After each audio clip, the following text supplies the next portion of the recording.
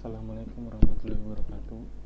Nama saya Kusisat dari Teknik Mesin 2018 dari kelompok 6. Saya di sini akan menjelaskan sedikit tentang bobot konvensional yang saya sudah ketahui pada praktikum teori sebelumnya. Mesin bobot konvensional adalah salah satu mesin perkakas yang digunakan untuk membuat benda berbentuk silindris. Jadi mesin bobot ini bisa membentuk benda yang berbentuk silindris untuk melakukan pengkartelan, pembuatan muka, terus pembuatan ulir, pembuatan alur, dan lain-lain. Fungsi utama dari mesin bobot ini adalah membentuk benda-benda berpenambang silindris seperti poros lurus, poros bertingkat, poros tirus, poros beralur, dan poros berulir. Parameter utama dalam pembuatan benda kerja mesin bobot ini adalah pertama adalah kecepatan spindle atau speed, jarak pemakanan atau feed, dan kedalaman pemotongan atau depth of cut. Faktor lain yang mempengaruhi proses proses pembobotan adalah material benda kerja dan jenis pahat yang digunakan. Jadi beda jenis pahat dan beda material, itu termasuk faktor yang mempengaruhi kinerja mesin bobot ini. Mesin bobot bergerak menggunakan dua sumbu, yaitu sumbu X dan sumbu Z. Yang sumbu Z untuk bergerak secara memanjang dan sumbu X bergerak secara melintang.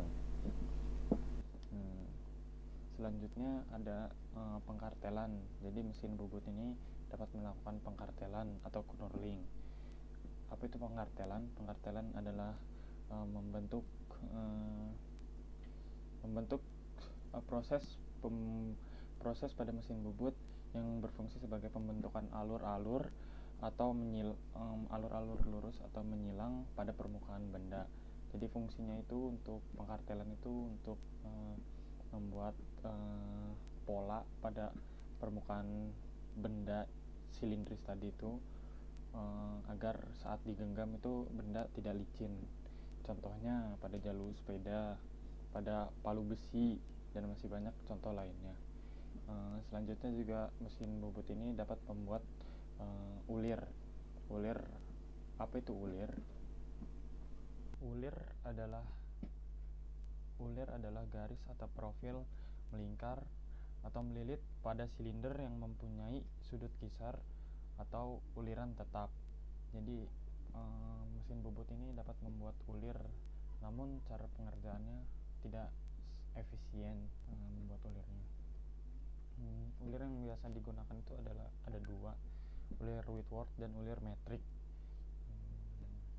Dan fungsi ulir ini adalah merupakan sambungan sementara, jadi sambungan tanpa merusak.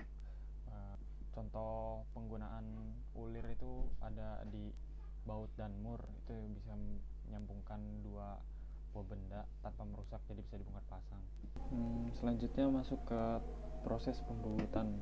Jadi gambar bentuk bendanya itu sudah disiapkan pada FWI. Gambarnya sebagai berikut. Jadi untuk FWI-nya diameter terbesarnya itu 32 sebelah sini, dan ada pemakanan rata di sini, di pengkartelan di sini, pemakanan alur di sini, pemakanan rata lagi nih di sini. Dan ini 8 ada penguliran. Ini ada 1,5, ini sebagai chamfer ya. Panjang total dari bendanya adalah 100. Jadi kemungkinan ada 7 proses pemakanan. Jadi untuk proses pemakanannya cuma ada 6, bukan 7. Yang pertama itu ada pemakanan di bagian depan, pemakanan rata. Di sini mendapatkan waktu sekitar 10,79 menit. menit. Yang kedua ada pemakanan chamfer, itu memerlukan waktu 0,23 menit. Ini di sini. Yang ketiga ada proses pemakanan alur. Sini memerlukan waktu 19,48 menit. Di bagian tengah makanan alur. Yang keempat ada makanan alur juga di bagian sini. Itu memerlukan waktu 6,67 menit.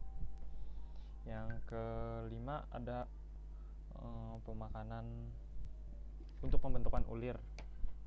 Jadi pembentukan ulir itu kecepatan normalnya dikali sepertiga.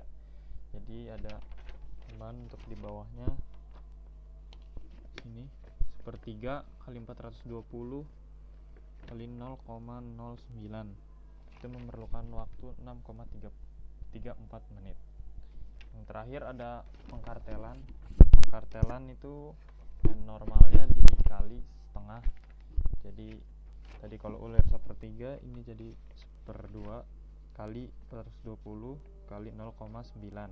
Itu memerlukan waktu 0,53 menit. Jadi total waktu permesinan itu 44,04 menit untuk membentuk keseluruhan benda yang pada FWI. Ya, mungkin itu saja yang dapat saya sampaikan. Kurang lebihnya